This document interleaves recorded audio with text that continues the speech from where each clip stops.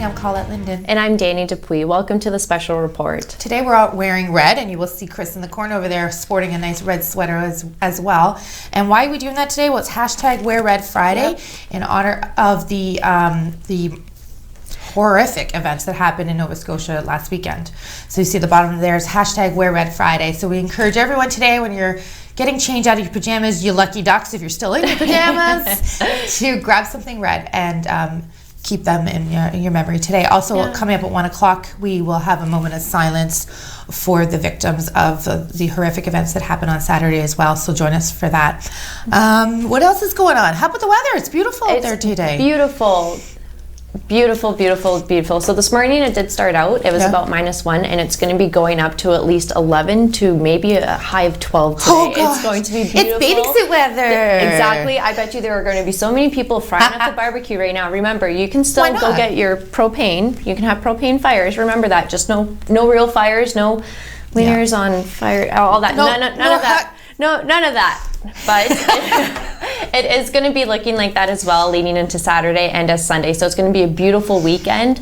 Beautiful, beautiful. So encourage everyone to be out there safe, social distancing, people. Remember, just because it's pretty outside doesn't mean it's time to be in groups. So no spider dogs. No spider dogs. Today's show is sponsored by Casey's Security. We thank them. We're going to throw it over to Chris for an update. What do you got for us today? Thank you very much. Today I'll be talking about the outbreaks both in long-term care homes and hospitals and how that is shaping up across the province, and also a little bit more information about the shooting that happened in Nova Scotia, which is also why we are wearing red today. Hashtag is Wear Red Friday.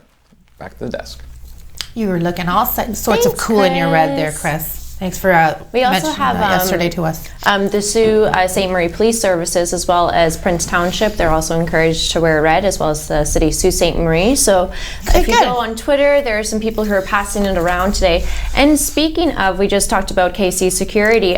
I saw an interview yesterday. Dan, good job on CTV, by the way. That was awesome. Dan LaPrade. Oh, he went to CTV. Yeah, I know. No, it's not. But he also says good morning. Looking forward to doing a segment, and we're looking forward to having you too. And actually, we'll get back to you on that soon. So Prince Township, they created a hotline. Why don't you let everybody know about that? They tweeted. I know everyone is going to either Twitter or Facebook right now to get their messages across. Prince Township tweeted the other day that if anyone needs assistance or if even just groceries, to call 705-779-2992, and there will be someone there to assist you with that, or they'll go find someone to help with that. So, we're talking about communities all building and working together, and that's just a really great initiative for Prince Township to start doing that for its citizens. Absolutely. So we read a story this morning about the Ontario jails and how they're just implementing face masks for correctional officers.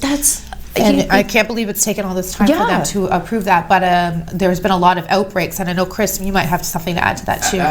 Actually, personal story here. I won't say who, but family member of mine sells the furniture from jails, and only a few weeks ago he was praising that they were still making his furniture in the middle of this pandemic, which is insane. Yeah. They've stopped doing it over the last few weeks, but however, they still had prisoners making furniture in the jails in Canada, even after the rest of us were in lockdown in our own homes. It was, Yeah, it's crazy. So I just thought that was a bizarre story to have coming out so late. I just assumed that, with the outbreaks in jails and obviously with the close proximity of prisoners, it makes sense that they would be a hotspot for this virus.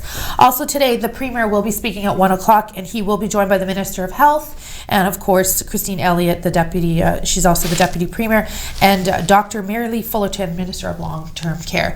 Yesterday's press conference, I won't get too into it because I know Chris is going to, but we saw that Doug Ford was a little bit emotional in that, so stay tuned to find out why there. How about the police who pulled over the car in that's kind near of a Wawa? funny story, right? Yeah, I think that's hilarious. Yeah, so they pulled him over, and it was a stolen car, and they realized they're from Sault Ste. Marie, and his car was stolen, and these guys took off. So check out that story on SiouxOnline.com. So, okay, we started this conversation a while ago about our TV shows, and we're diehard Grey's Anatomy fan. I'm not fully caught up. I've never seen the show. Well, Chris referenced Batman and the pow, wow, ooch, ow, bang back in the day. Classic television. Classic television. I do agree with him there as classic television. And we also used to watch the Brady Bunch, and we're arguing over the lyrics on that one right now, but we'll get to that in a minute. So, Grey's Anatomy, they stopped showing their season, what are we on, season 20,000 right now? 21, I think. Is it they stopped, or they haven't viewed the last 4 episodes, and they're just ending it? They're just ending it, cliffhanger, and I'm not happy about that, but they're coming back soon. But so what happens if this doesn't move along? Are we going to be watching reruns for a while? When are they going to start recording new shows? I wouldn't mind reruns of Grey's, to be honest. I don't think I can handle when George dies every time. Thanks for ruining it. No, I'm just kidding. People should know that happened at like people should know. Ruin it. See, exactly. But that's just another point to bring up, though. With movies and everything, what's going to happen in that? Because actors need to get back to work too. So hopefully you guys like your reruns. But today we're going to switch over to our hashtag In This Together SSM video. Why don't you intro it since you did the interview? Oh, we had Marnie Stone down at Stone's Office Supply. She's also part of a group called 100 Plus Women Who Care SSM. They took it upon themselves to create thank you signs for our frontline workers, and they're displayed all over the city right now. And we had a nice chance to sit down and speak with Marnie about that, and here it is. Hey everyone, we're here with Marnie Stone from Stone's Office Supply, but also this amazing woman. She's also a part of the 100 Plus Women Who Care group here in Sault Ste. Marie. Marnie, can you explain to us a little bit about this group? Yes, 100 Women Who Care Sault Ste. Marie started about 4 years ago, and it was spearheaded by Sandra Hollingsworth, who is a city councillor, and she had been exposed to other chapters in the world and thought it would be a really great fit for Sault Ste. Marie. So we got together and had a chat about how that would look and how we could roll it out. And it was so very well received through the city. As soon as we reached out to a few of our friends and family, it was very well embraced, and it's been a really, really great positive addition to Sault Ste. Marie. The chapter here is doing really, really well. Perfect. Where does the proceeds go to once you have these groups? That's correct. Yes, we have a list or a menu, so to speak, of local grassroots charities that we put through a vetting process. There are certain criteria that the charity has to fall under the category of before they're eligible for the funds, and we're able to help 4 different local charities each year, and we have almost 200 members in our group now, so we're raising between 15,000, that's about the average that we raise, in just over an hour. It's a very efficient system, and the women are very generous here in Sault Ste. Marie, and they are very eager to help so many charities that do need their assistance. How did this initiative get started with these thank you signs? Yes, that was also Sandra, and she is just such the spearhead behind this whole group. And she had the idea a couple of weeks ago to make some signs for the frontline workers on showing our support from 100 Women Who Care. And of course, it's just a great idea. And we've had several people reach out to us wanting to purchase the signs for themselves and for a donation and put their support of a sign in their own yards. So we've got another order in and some other ideas that are percolating too, and Sandra's been the spearhead behind that too. And then where can individuals find these signs? Do they just contact you about them, or is there a certain place they have to go to get them?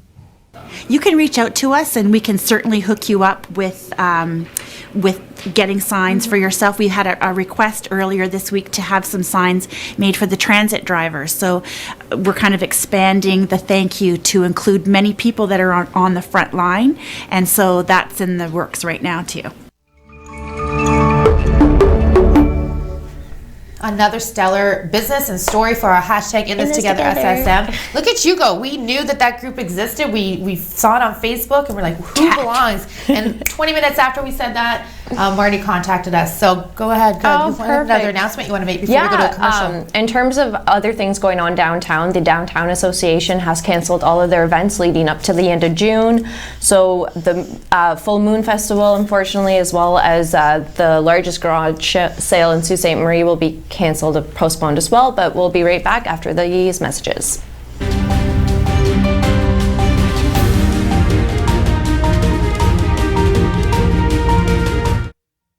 What's life without making a few mistakes down the road?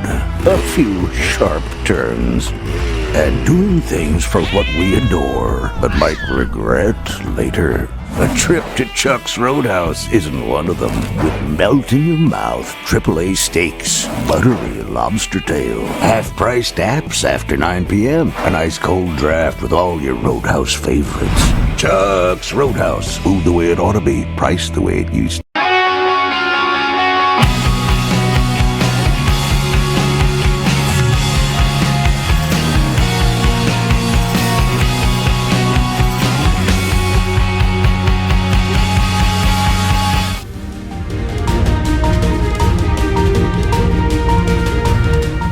Welcome back. We are going to throw it over to Chris for his update today. What do you have for us today, Chris? Thank you very much. I just want to remind everyone I will be interviewing Ross Romano, and it'll be on the 7 p.m. show tonight. 7 p.m. You can stream it here on TV. I will have an interview with him about what's happening locally and also with colleges and universities. Now, as I mentioned before, I was going to talk about long-term care homes and hospitals.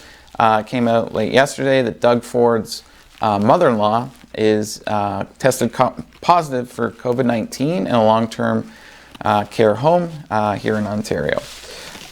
Speaking of long-term care homes, we have outbreaks at 125 of our long-term care homes. And as far as total number of cases, it's approaching, it's about 2,300 right now. And we have approximately 748 staff at long-term care homes who have tested positive for COVID-19. So they're unable to work. That's also why they're put in that requirement where you can't work in one long-term care home and then go to another. And they're trying to bring in more staff as they can and bring people out of retirement to help staff the long-term care homes. What I also want to talk about is the shooting in Nova Scotia.